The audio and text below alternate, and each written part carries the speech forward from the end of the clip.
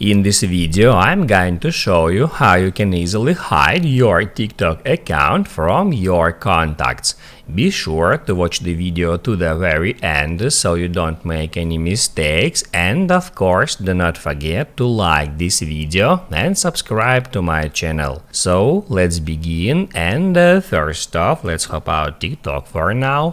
First off, open up settings and then scroll all the way down until you find the TikTok app, then get into it. And then towards the top of the screen you can easily find that contacts setting, and if you don't want your contacts to be able to find you on TikTok, all you have to do is just turn this switcher off, just like in my case. Now you can write down in the comments below if you have any questions about that tutorial, and also I recommend you to check out my TikTok tutorials playlist, which you can easily find in the description.